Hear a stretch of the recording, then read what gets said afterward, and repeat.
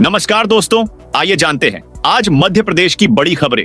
आज की पहली खबर है कि एमपी के 18 जिलों में बारिश अलर्ट। मध्य प्रदेश के सभी जिलों में मौसम ने यू टर्न ले लिया है। जम्मू कश्मीर में आए पश्चिमी विक्षोभ की वजह से शहर का मौसम बदल गया। अधिकतम तापमान 26.8 डिग्री सेल्सियस पर पहुंच गया और न्यूनतम तापमान 12.9 डिग्री सेल्सियस दर्ज हुआ। तापमान सामान्य से 5 डिग्री सेल्सियस ऊपर पहुंचने से सर्दी से राहत मिली। मौसम विभाग ने 22 जनवरी को बादल छाने के साथ बूंदाबांदी के आसार जताए हैं। मौसम विभाग के मुताबिक छतरपुर, टीकमगढ़, निवाड़ी और मैहर, ग्वालियर, दतिया, भिंड, मुरैना, सिंगरौली, सीधी, रीवा, मऊगंज, सतना जैसे जिलों में मध्यम कोहरे छाया रहेगा। अगले 48 घंटों में ग्वालियर चंबल संभाग में बारिश के भी संकेत है। ग्वालियर, श्योपुर, दतिया, मुरैना, भिंड में हल्की बारिश भी हो सकती है।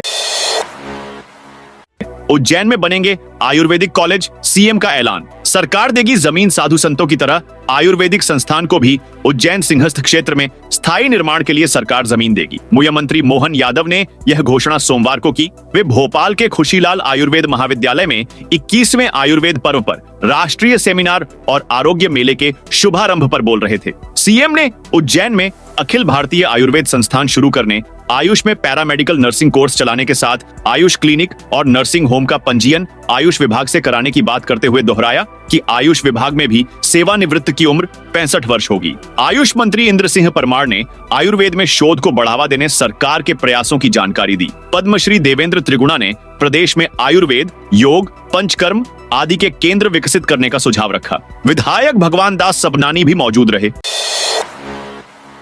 2 तहसीलदारों पर 5-5 हजार का जुर्माना लगाया। राजगढ़ कलेक्टर गिरीश कुमार मिश्रा ने जीरापुर और खिलचीपुर के तहसीलदारों पर 5-5 हजार रुपए का जुर्माना लगाया है। यह कार्रवाई सीएम हेल्पलाइन में दर्ज शिकायतों का समय पर निस्तारण नहीं करने के कारण की गई। कलेक्ट्रेट सभागार में आयोजित समय सीमा बैठक में कलेक्टर ने स्पष्ट किया कि जनता की समस्याओं का त्वरित और संतोषजनक समाधान प्रशासन की प्राथमिक जिम्मेदारी है। इसके अलावा उन्होंने कई महत्वपूर्ण निर्देश जारी किए, जिनमें खाद्य पदार्थों में मिलावट रोकने के लिए कड़ी कार्रवाई, सभी मेडिकल होलसेल एजेंसियों पर सीसीटीवी कैमरे लगवाना अनिवार्य किया गया है। शिवराज के विदिशा को नगर निगम बनाने का ऐलान। मध्य प्रदेश के मुख्यमंत्री मोहन यादव ने विदिशा को नगर निगम बनाने की घोषणा की है। उन्होंने कहा, विदिशा की जनता अगले नगरीय निकाय चुनाव में महापौर को चुनेगी। दरअसल केंद्रीय कृषि मंत्री और विदिशा के सांसद शिवराज सिंह चौहान ने मंच से विदिशा को नगर निगम बनाए जाने की मांग की थी। उसी के बाद मुख्यमंत्री मोहन यादव ने ये ऐलान किया। मुख्यमंत्री की घोषणा पूरी होती है तो विदिशा मप्र का 17वां नगर निगम होगा। हालांकि नगर निगम बनाने की इस पूरी प्रक्रिया में 1 से 1.5 साल का वक्त लगेगा।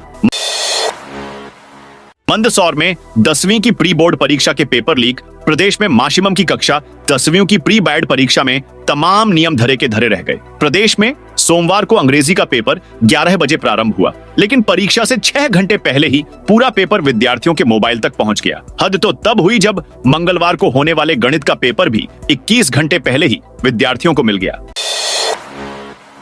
एमपी में सोलर प्लांट से रोशन होंगे 3 लाख घर। जिले के बरेठी गांव में 30,200 करोड़ की लागत से बनने वाले सोलर पावर प्लांट का निर्माण कार्य मार्च में शुरू होने जा रहा है। अधिग्रहित जमीन पर अभी किसानों की फसल लगी हुई है। फसल कटने के बाद काम शुरू होगा। यह सोलर प्लांट 3 चरणों में बनेगा। पहले चरण में ट्रांसमिशन लाइन की स्थापना, दूसरे में सब स्टेशन का निर्माण और तीसरे और अंतिम चरण में प्लांट की स्थापना की जाएगी। तीसरे चरण का अवार्ड फरवरी में पारित किया जाएगा और पूरी परियोजना 18 महीने में तैयार हो जाएगी। इसके बाद यह प्लांट 630 मेगावाट बिजली का उत्पादन करेगा, जिससे करीब 3 लाख घरों को रोशन करने की योजना है।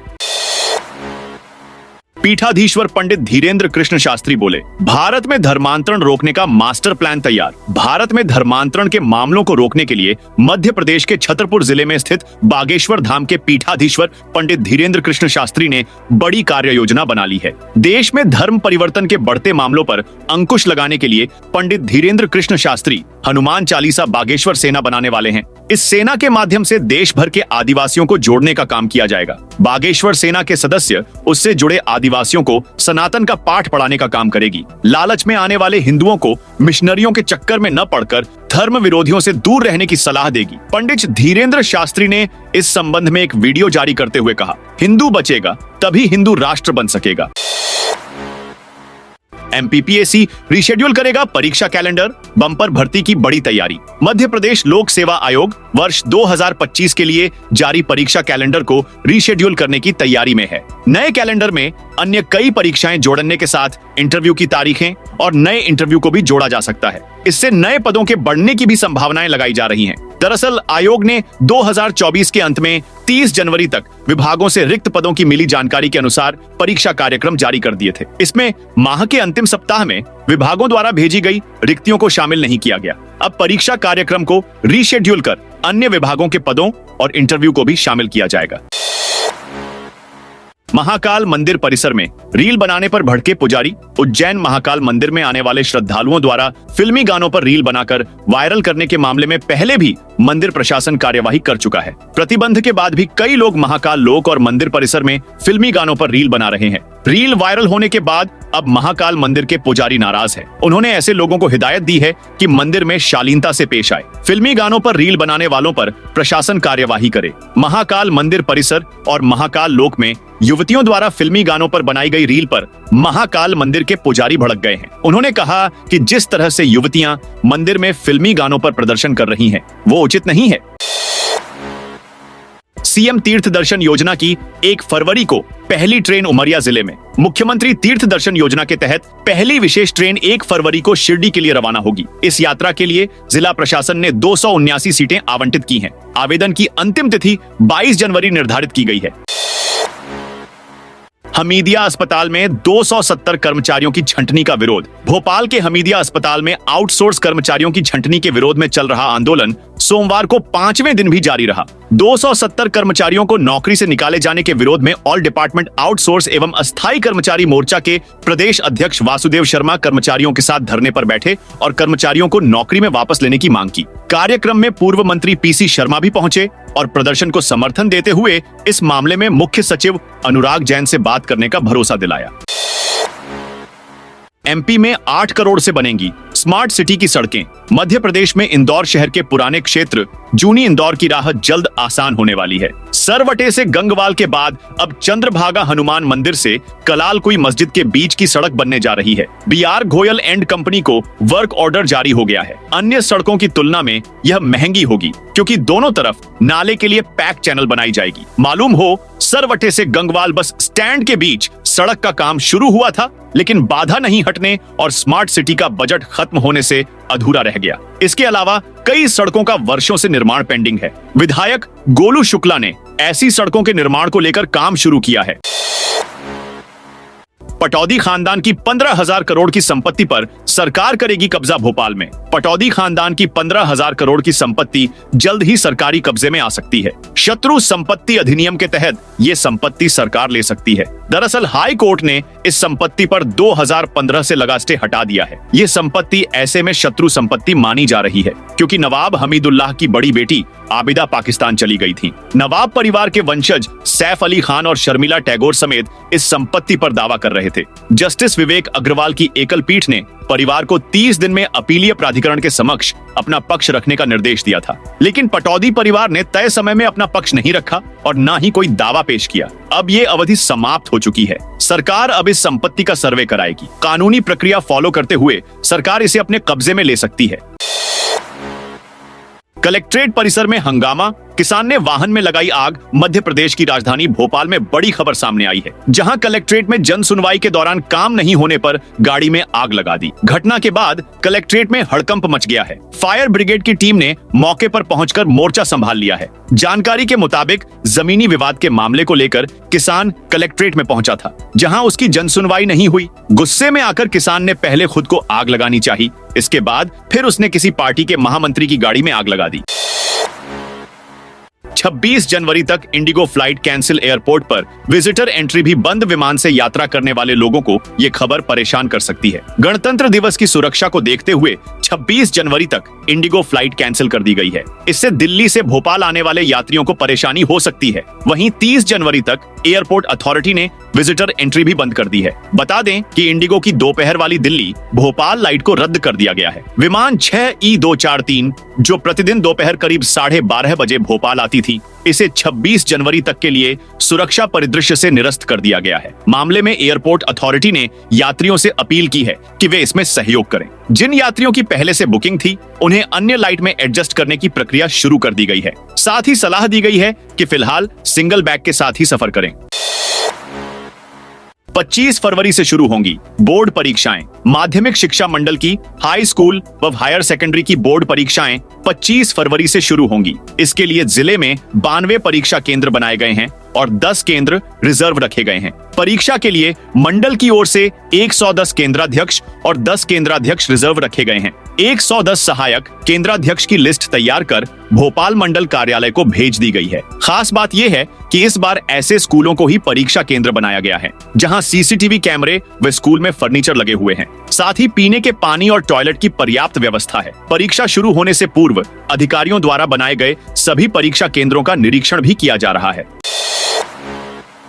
सौरभ शर्मा के करीबियों के पास से मिली 9.9 किलो चांदी। परिवहन विभाग के पूर्व आरक्षक सौरभ शर्मा के करीबियों पर ईडी की सर्चिंग में 42 लाख रुपए और 9.9 किलो चांदी मिली। 12 लाख नकद तो 30 बैंक खातों में 30 लाख रुपए थे, सभी फ्रीज कर दिए हैं। जब्त चांदी 9.17 की है। ईडी ने 17 जनवरी को भोपाल, ग्वालियर और पुणे में 6 जगह सर्चिंग की थी। नवोदय अस्पताल के संचालक डॉक्टर श्याम अग्रवाल के अस्पताल घर दफ्तर में दबिश दी थी। अस्पताल में सौरभ की काली कमाई लगाने की आशंका है।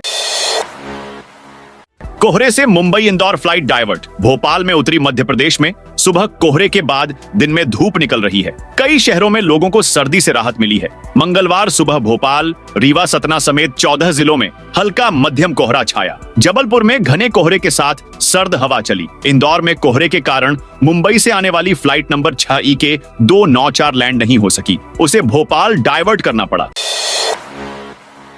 800 ट्रैक्टर लेकर जेल भरो आंदोलन कर रहे किसान मुरैना जिले के कैलारस शक्कर कारखाने की भूमि नीलामी के विरोध में किसान और कांग्रेस कार्यकर्ता मंगलवार को सत्याग्रह और जेल भरो आंदोलन कर रहे हैं। आसपास के क्षेत्रों से करीब 800 ट्रैक्टर ट्रायनली लेकर लोग धरना स्थल पर पहुंचे। प्रदर्शन कर रहे विधायक पंकज उपाध्याय समेत 25 लोगों को पुलिस ने हिरासत में लिया और जबरदस्ती वज्र वाहन में बैठाकर ले गई। कैलारस का शक्कर कारखाना 13 साल से बंद पड़ा है। सरकार कारखाने की भूमि नीलाम कर रही है, जिससे किसानों और युवाओं में आक्रोश है। कैलारस तहसील कार्यालय में अंदर नीलामी चल रही है, वहीं बाहर एडीएम के नेतृत्व में पूरी प्रशासनिक टीम सुरक्षा व्यवस्था में लगी हुई है। ओबीसी आरक्षण 87 प्रकरणों की सुनवाई। फिर टली मध्य प्रदेश हाईकोर्ट में सोमवार को एक बार फिर ओबीसी आरक्षण को लेकर सुनवाई हुई। हाईकोर्ट जस्टिस मुख्य डिवीजन बेंच के समक्ष ओबीसी आरक्षण से जुड़े 87 प्रकरण अंतिम सुनवाई के लिए सूचीबद्ध थे। हाईकोर्ट ने 6 दिसंबर 2024 को राज्य सरकार को स्पष्ट निर्देश दिए थे कि प्रकरणों की अगली और अंतिम सुनवाई 20 जनवरी को 2025 को होगी। इसके साथ ही सरकार को यह भी निर्देशित किया गया था कि वह सुनवाई से पूर्व अपनी लिखित बहस दाखिल करे। हालांकि सरकार की ओर से प्रकरणों के समाधान में कोई रुचि नहीं दिखाई गई और न ही निर्धारित समय तक लिखित बहस पेश की गई।